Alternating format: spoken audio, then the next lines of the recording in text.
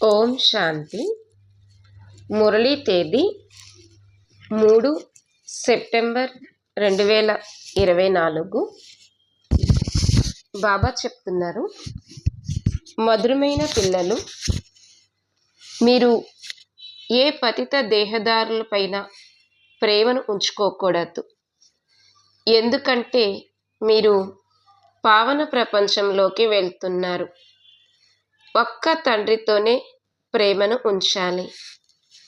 ప్రశ్న: పిల్లలైన మీరు ఏ విషయంలో విసుగు చెందకూడదు మరియు ఎందుకు?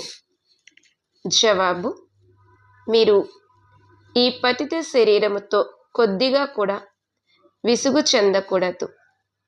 ఎందుకంటే ఈ శరీరము చాలా చాలా విలువైనది. ఆత్మ ఈ శరీరంలో కూర్చుని తండ్రిని స్మృతి చేసి చాలా పెద్ద లాటరీని తీసుకుంటోంది. తండ్రి స్మృతిలో ఉన్నట్లయితే సంతోషం అనే మందు లభిస్తూ ఉంటుంది. ఓం శాంతి. మధురాతి మధురమైన ఆత్మిక పిల్లలు ఇప్పుడు దూరదేశ నివాసులు. ఆ తర్వాత మళ్ళీ దూరదేశ యాత్రికులు అవుతారు. మనం ఆత్మలము. ఇప్పుడు చాలా దూరదేశానికి వెళ్ళేందుకు పురుషార్థం చేస్తున్నాము. ఆత్మలైన మనం దూరదేశ నివాసులము అని పిల్లలైన మీకు తెలుసు. మమ్మల్ని కూడా ఆ దూరదేశంలోకి తీసుకువెళ్ళండి అని ఆ దూరదేశంలో ఉండే తండ్రిని పిలుస్తూ ఉంటారు. దూరదేశ నివాసి అయిన తండ్రి పిల్లలైన మిమ్మల్ని అక్కడకు తీసుకువెళ్తారు. మీరు ఆత్మిక యాత్రికులు. ఎందుకంటే మీరు ఈ శరీరముతో పాటు ఉన్నారు కదా. ఆత్మయే యాత్రను చేస్తుంది. శరీరమునైతే ఇక్కడే వదిలివేస్తుంది. ఆత్మ మాత్రమే యాత్రను చేస్తుంది. ఆత్మ ఎక్కడికి వెళ్తుంది? తన ఆత్మిక లోకములోకి వెళ్తుంది.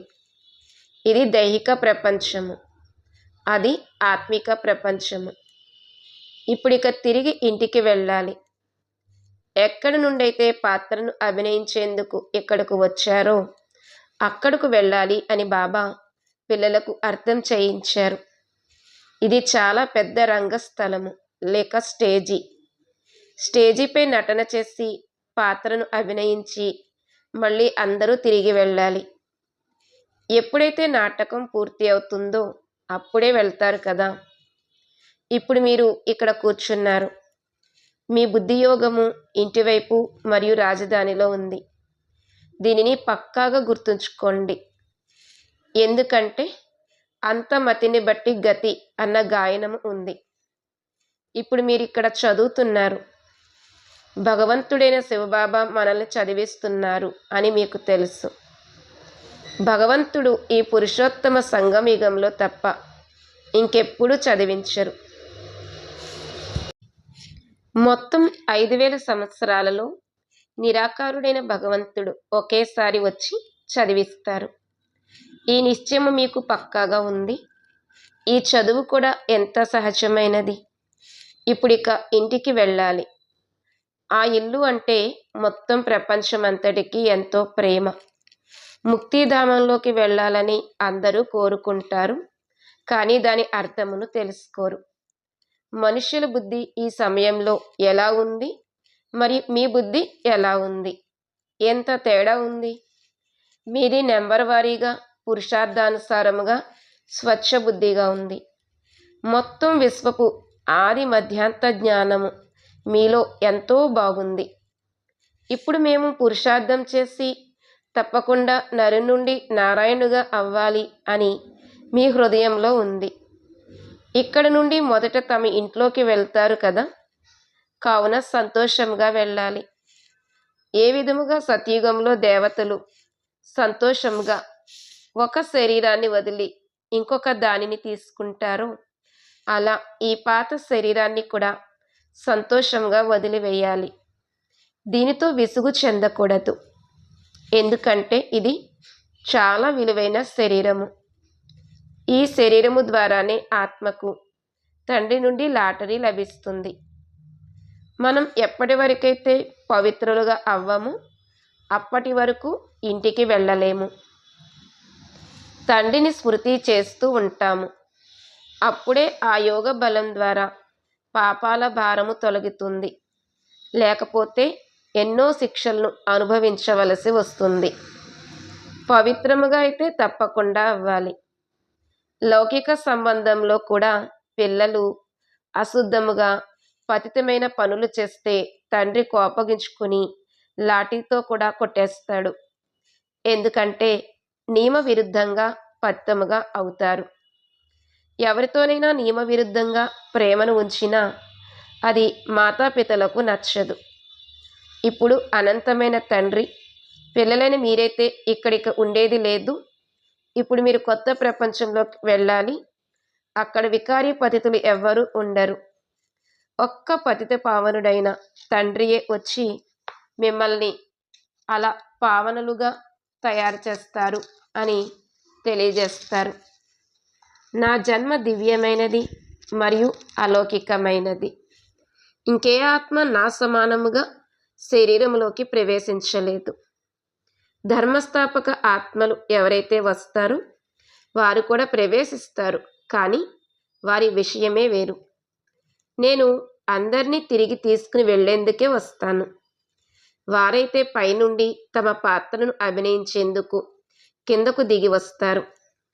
నేనైతే అందరినీ తీసుకువెళ్తాను మరియు మీరు ఏ విధముగా మొట్టమొదట కొత్త ప్రపంచంలోకి దిగి వచ్చారో తెలియజేస్తాను. ఆ కొత్త ప్రపంచమైన సతయుగంలో కొంగలు ఎవ్వరూ ఉండరు. తండ్రి కొంగల మధ్యకే వస్తారు. మళ్ళీ మిమ్మల్ని హంసలుగా తయారు చేస్తారు. మీరిప్పుడు హంసలుగా అయ్యారు. ముత్యాలనే గ్రోలుతూ ఉంటారు. సతయుగంలో మీకు ఈ రత్నాలు లభించవు. ఇక్కడ మీరు ఈ జ్ఞాన రత్నాలను గ్రోలి హంసలుగా అవుతారు. మీరు కొంగల నుండి హంసలుగా ఎలా అవుతారో బాబా కూర్చుని అర్థం చేయిస్తారు. ఇప్పుడు మిమ్మల్ని హంసలుగా తయారు చేస్తారు. దేవతలను హంసలు అని, అసురులను కొంగలు అని అంటారు.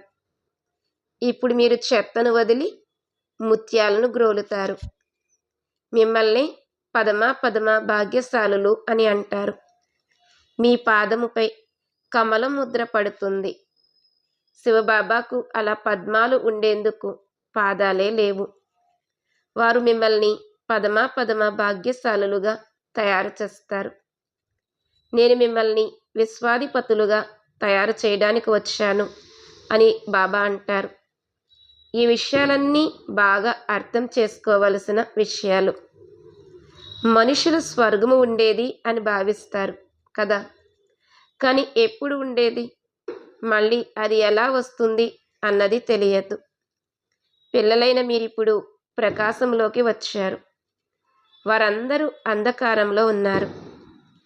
ఈ లక్ష్మీనారాయణలు విశ్వాధిపతులుగా ఎప్పుడయ్యారు మరియు ఎలా అయ్యారు అనేది తెలియదు. ఇది 5000 సంవత్సరాల విషయం. ఏ విధముగా పాత్రను అభినయించేందుకు మీరు వస్తారు, అలాగే నేను వస్తాను అని బాబా కూర్చుని అర్థం చేయిస్తారు. హే బాబా, పతితులైన మమ్మల్ని మీరు వచ్చి పావనంగా తయారు చేయండి అని మీరు ఆహ్వానమునిచ్చి పిలుస్తారు. ఇంకెవరిని ఈ విధంగా ఎప్పుడూ పిలవరు. తమ ధర్మస్థాపకులను కూడా మీరు వచ్చి పావనంగా తయారు చేయండి అని ఎవ్వరూ పిలవరు. క్రీస్తును లేక బుద్ధుడిని పతిత పావనులు అని అనరు. సద్గతిని ఇచ్చేవాడే గురువు. కానీ వారు వస్తారు. వారి వెనుక అందరూ కిందకు దిగవలసిందే. ఇక్కడి నుండి తిరిగి వెళ్ళే దారిని తెలియచేసేవారు, సర్వులకు సద్గతిని ఇచ్చేవారు అకాలమూర్తి అయిన తండ్రి ఒక్కరే. నిజానికి సద్గురువు అన్న పదమే సరైనది. మీ అందరికన్నా సిక్కు ధర్మం వారు సరైన పదాన్ని పలుకుతారు. పెద్ద శబ్దంతో సద్గురు అకాల్ అని అంటారు. చాలా జోరుగా ధ్వని చేస్తారు. సద్గురు అకాలమూర్తి అని అంటారు. మరి మూర్తియే లేకపోతే వారు సద్గురువుగా ఎలా అవుతారు? సద్గతిని ఎలా ఇస్తారు? ఆ సద్గురువు స్వయమే వచ్చి నేను మీ వలె జన్మ తీసుకోను అని తమ పరిచయాన్ని ఇస్తారు. మిగిలిన స్థానాల్లో అంతా శరీరదారులే కూర్చుని వినిపిస్తారు. మీకైతే స్వయంగా అశరీరి అయిన నిరాకారుడగు తండ్రి కూర్చుని అర్థం చేయిస్తారు. రాత్రికి పగలకు ఉన్నంత తేడా ఉంది. ఈ సమయంలో మనుష్యులు ఏదైతే చేస్తారో అదంతా తప్పే. ఎందుకంటే వారు రావణుని మతంపై ఉన్నారు కదా. ప్రతి ఒక్కరిలోనూ పంచవికారాలు ఉన్నాయి. ఇప్పుడు ఇది రావణ రాజ్యము.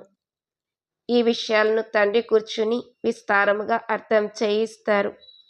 లేకపోతే మొత్తం ప్రపంచమంతటి చక్రమును గురించి ఎలా తెలుస్తుంది? ఈ చక్రము ఎలా తిరుగుతుందో తెలియాలి కదా. తండ్రి అర్థం చేయించండి అని కూడా మీరు అనరు. స్వయంగా తండ్రియే వచ్చి అర్థం చేయిస్తూ ఉంటారు. మీరు ఒక్క ప్రశ్నను కూడా అడగవలసిన అవసరం ఉండదు. భగవంతుడు తండ్రి అన్నింటినీ తమకు తామే వినిపించటం, తమకు తామే అన్నీ చేయటం భగవంతుని పని. తండ్రి తన పిల్లలను స్కూల్లో తనకు తాను కూర్చోబెడతాడు. అలాగే ఉద్యోగంలో పెట్టి 60 సంవత్సరాల తర్వాత వీటన్నింటినీ వదిలి భగవంతుని భజించు అని చెబుతాడు. వేదశాస్త్రాలు మొదలైనవి చదువు, పూజ చెయ్యి అని అంటారు. మీరు అర్ధకల్పం పూజారులుగా అయ్యారు. మళ్ళీ అర్ధకల్పం కొరకు పూజ్యులుగా అవుతారు. పవిత్రంగా ఎలా అవ్వాలో ఎంత సహజంగా అర్థం చేయించటం జరిగింది. దాంతో భక్తి పూర్తిగా తొలగిపోతుంది. వారందరూ భక్తిని చేస్తున్నారు. మీరు జ్ఞానాన్ని తీసుకుంటున్నారు. వారు రాత్రిలో ఉన్నారు. మీరు పగల్లోకి వెళ్తారు, అనగా స్వర్గంలోకి వెళ్తారు. గీతలో మన్మనా భవ అని వ్రాయబడి ఉంది. ఈ పదము ఎంతో ప్రసిద్ధమైనది. గీతను చదివించేవారు దీనిని అర్థం చేసుకోగలరు. ఎంతో సహజంగా వ్రాయబడి ఉంది. జీవితమంతా గీతను చదువుతూ వచ్చారు, కానీ ఏమీ అర్థం చేసుకోరు. ఇప్పుడు అదే గీతా భగవానుడు కూర్చుని నేర్పిస్తారు. కావున పతితుల నుండి పావనులుగా అయిపోతారు. ఇప్పుడు మనం భగవంతుని నుండి గీతను వింటాము, మళ్ళీ ఇతరులకు వినిపిస్తాము, పావనంగా అవుతాము. ఇది అదే సహజ రాజయోగము అని తండ్రి మహావాక్యాలు ఉన్నాయి కదా. మనుష్యులు ఎంతటి అంధశ్రద్ధలో మునిగిపోయి ఉన్నారు. అసలు మీ మాటను వినరు. డ్రామానుసారంగా వారి భాగ్యము కూడా ఎప్పుడైతే తెరుచుకుంటుందో అప్పుడే వారు మీ వద్దకు రాగలుగుతారు.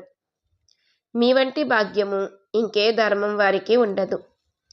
ఈ మీ దేవీ దేవతా ధర్మము ఎంతో సుఖమనిచ్చే ధర్మము అని తండ్రి అర్థం చేయించారు.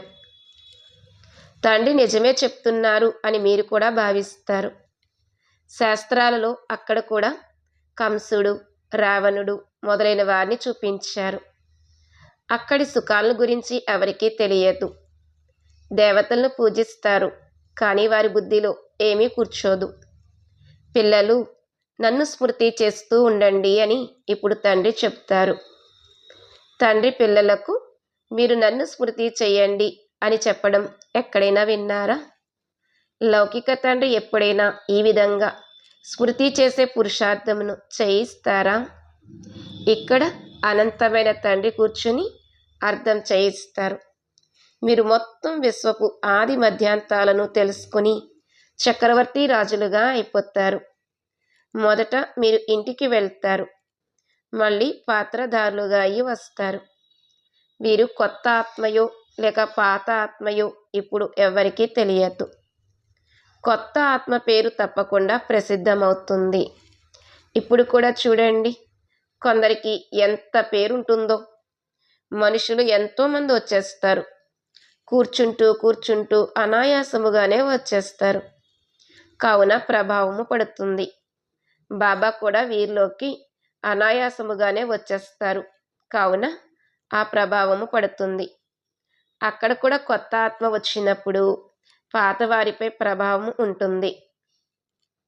శాఖోపశాఖలు వెలువడుతూ ఉంటే వాటి మహిమ జరుగుతుంది. ఆ పేరు అంతగా ఎందుకు ఉంటుందో ఎవరికీ తెలియదు. కొత్త ఆత్మలైన కారణంగా ఆ ఆకర్షణ ఉంటుంది.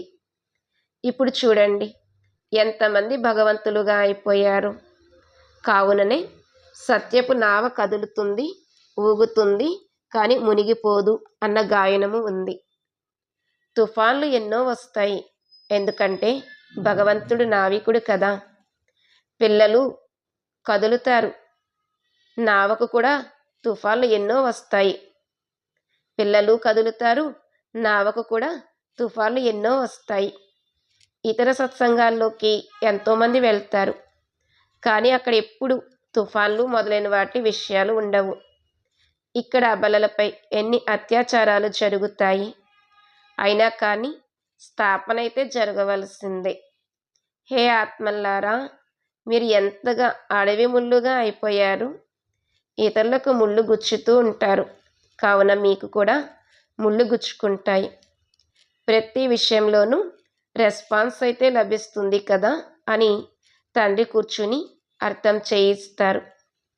అక్కడ దుఃఖం కలిగించే అశుద్ధమైన విషయాలేవి ఉండవు. అందుకే దానిని స్వర్గము అని అంటారు. మనుషులు స్వర్గ నరకాలు అని అంటారు, కానీ ఏమీ అర్థం చేసుకోరు.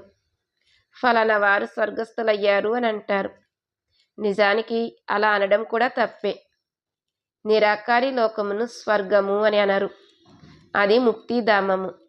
కానీ వారు స్వర్గంలోకి వెళ్ళారు అని అంటారు. ఈ ముక్తిధామము ఆత్మల ఇల్లు అని ఇప్పుడు మీకు తెలుసు. ఏ విధంగా ఇక్కడ ఇల్లు ఉంటాయో అలా అది ఆత్మల ఇల్లు. భక్తి మార్గంలో చాలా ధనవంతులు ఎవరైతే ఉంటారో వారు ఎంత పెద్ద పెద్ద మందిరాలను నిర్మిస్తారు. శివుని మందిరం ఎలా తయారు చేయబడిందో చూడండి.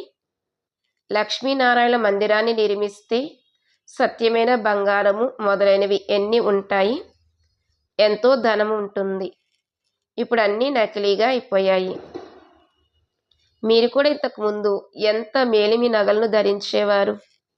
ఇప్పుడైతే ప్రభుత్వానికి భయపడి మేలిమి నగలను దాచివేసుకుని నకిలీ వాటిని ధరిస్తూ ఉంటారు. అక్కడ అంతా మేలిమే, నకిలీవి ఏవి ఉండవు. ఇక్కడ మేలివి ఉంటూ కూడా వాటిని దాచిపెట్టుకుంటారు. ప్రతిదినము బంగారము ఖరీదు పెరిగిపోతూ ఉంటుంది. అక్కడైతే అది స్వర్గము, మీకు అన్నీ కొత్తగా లభిస్తాయి. కొత్త ప్రపంచంలో అన్నీ కొత్తవే ఉంటాయి. అపారమైన ధనము ఉంటుంది. ఇప్పుడు చూడండి, ప్రతి వస్తువు ఎంత ఖరీదైపోయిందో. ఇప్పుడు పిల్లలైన మీకు మూలవతనం నుండి అన్ని రహస్యాలను అర్థం చేయించారు. మూలవతనపు రహస్యాన్ని తండ్రి తప్ప ఇంకెవరూ అర్థం చేయించరు. మీరైతే టీచరుగా అవ్వాలి. గృహస్థ వ్యవహారంలో కూడా ఉండండి, కానీ కమల పుష్ప సమానంగా పవిత్రముగా ఉండండి. ఇతరులను కూడా మీ సమానంగా తయారు చేసినట్లయితే చాలా ఉన్నతమైన పదవిని పొందగలుగుతారు. ఇక్కడ ఉండేవారి కన్నా వారు ఉన్నత పదవిని పొందగలుగుతారు. నెంబర్ వారీగా అయితే ఉండనే ఉన్నారు. బయట ఉంటూ కూడా విజయమాలలో స్మరింపబడవచ్చు. వారం రోజులు కోర్సు తీసుకుని ఆ తర్వాత విదేశాలకు వెళ్ళండి, లేదా ఎక్కడికైనా వెళ్ళండి. మొత్తం ప్రపంచమంతటికీ సందేశం లభించాలి కదా. తండ్రి వచ్చారు, కేవలం నన్నొక్కడినే స్మృతి చెయ్యండి అని వారు చెబుతారు. ఆ తండ్రియే ముక్తి ప్రదాత, మార్గదర్శకుడు. మీరు అక్కడికి వెళ్తే వార్తాపత్రికల్లో కూడా పేరు ఎంతో ప్రఖ్యాతమవుతుంది. ఇతరులకు కూడా ఇది చాలా సహజమైన విషయంగా అనిపిస్తుంది. ఆత్మ మరియు శరీరము రెండు వేరువేరుగా ఉన్నాయి. ఆత్మలోనే మనసు, బుద్ధి ఉన్నాయి. శరీరమైతే జడమైనది. పాత్రధారిగా ఆత్మయే అవుతుంది. అద్భుతమైనది ఆత్మయే. కావున ఇప్పుడు తండ్రిని స్మృతి చేయాలి. బయట ఉండేవాళ్ళు ఎంతగా స్మృతి చేస్తారో అంతగా ఇక్కడ ఉండేవారు స్మృతి చెయ్యరు. ఎవరైతే బాగా స్మృతి చేస్తారో మరియు తమ సమానంగా తయారు చేస్తూ ఉంటారో, ముళ్ళను పుష్పాలుగా తయారు చేస్తూ ఉంటారో, వారు ఉన్నతమైన పదవిని పొందుతారు. ఇంతకుముందు మేము కూడా ముళ్ళగానే ఉండేవారము అని మీరు భావిస్తారు. ఇప్పుడు బాబా కామం మహాశత్రువు, దానిపై విజయాన్ని పొందడం ద్వారా మీరు జగజ్జీతులుగా అయిపోతారు అని ఆర్డినెన్స్ను జారీ చేశారు. కానీ అలా వ్రాసినంత మాత్రాన ఎవరూ అర్థం చేసుకోరు. ఇప్పుడు తండ్రి అర్థం చేయించారు. అచ్చా, మధురాతి మధురమైన ఆత్మిక పిల్లలకు మాతాపిత బాప్దాదాల ప్రియ స్మృతులు మరియు గుడ్ మార్నింగ్. ఆత్మిక పిల్లలకు ఆత్మిక తండ్రి నమస్తే. ఆత్మిక తండ్రికి ఆత్మిక పిల్లల యొక్క ప్రియ స్మృతులు మరియు గుడ్ మార్నింగ్, నమస్తే. ధారణ కొరకు ముఖ్య సారము. మొదటి పాయింట్, సదా జ్ఞానరత్నాలను గ్రోలే హంసలుగా అవ్వాలి. ముత్యాలనే గ్రోలాలి, చెత్తను వదిలివేయాలి. ప్రతి అడుగులోనూ పదమముల సంపాదన జమ చేసుకుని పదమ భాగ్యశాలులుగా అవ్వాలి.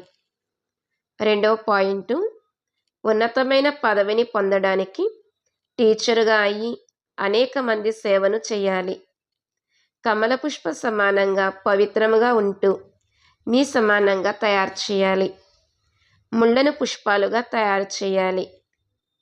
ఈరోజు వరదానము, నీది నాది అనే గందరగోళమును సమాప్తం చేసి దయాభావనను ఇమర్జ చేసే దయాహృదయ భవ. నీది నాది అనే గందరగోళమును సమాప్తం చేసి దయాభావనను ఇమర్జ చేసే దయాహృదయ భవ. వరదానం యొక్క వివరణ. ప్రతి సమయము ఎంతమంది ఆత్మలు దుఃఖం యొక్క అలలోకి వస్తూ ఉంటారు. కొంచెం ప్రకృతి వైపరీత్యాలు వచ్చినా, ఆపదలు వచ్చినా అనేక ఆత్మలు తపిస్తూ ఉంటాయి. దయ జాలిని కోరుకుంటాయి. కావున అటువంటి ఆత్మల పిలుపును విని దయాభావను ఇమర్జ చేసుకోండి. పూజ్య స్వరూపమును, మెర్సిఫుల్ను ధారణ చేయండి. స్వయమును సంపన్నంగా తయారు చేసుకున్నట్లయితే ఈ దుఃఖ ప్రపంచము సమాప్తమైపోతుంది. ఇప్పుడు పరివర్తన యొక్క శుభభావన అనే అలను తీవ్రగతితో వ్యాపింపచేసినట్లయితే నీది నాది అనే గందరగోళము సమాప్తమైపోతుంది. స్లోగన్. వ్యర్థ సంకల్పాల రూపీ సమ్మెటతో సమస్య రూపీ రాళ్లను పగలగొట్టేందుకు బదులుగా హై జంప్ చేసి సమస్య రూపీ పర్వతమును దాటేవారిగా అవ్వండి. వ్యర్థ సంకల్పాల రూపీ సమ్మెటతో సమస్య రూపీ రాళ్లను పగలగొట్టేందుకు బదులుగా హై జంప్ చేసి సమస్య రూపీ పర్వతమును దాటేసేవారిగా అవ్వండి. ఈరోజు అవ్యక్త ప్రేరణ పాయింట్. ప్రీతి బుద్ధి కలవారు ఎప్పుడూ శ్రీమతానికి విరుద్ధముగా ఒక్క సంకల్పము కూడా చెయ్యరు. ఒకవేళ శ్రీమతానికి విరుద్ధమైన సంకల్పము, మాట లేక కర్మ జరిగింది అంటే వారిని ప్రీతి బుద్ధి కలవారు అని అనరు. కావున చెక్ చేసుకోండి. ప్రతి సంకల్పము మరియు మాట శ్రీమతానుసారముగా ఉందా? శ్రీమతమనుసారంగా నడిచేవారు సదా విజయులుగా ఉంటారు. ఓం శాంతి.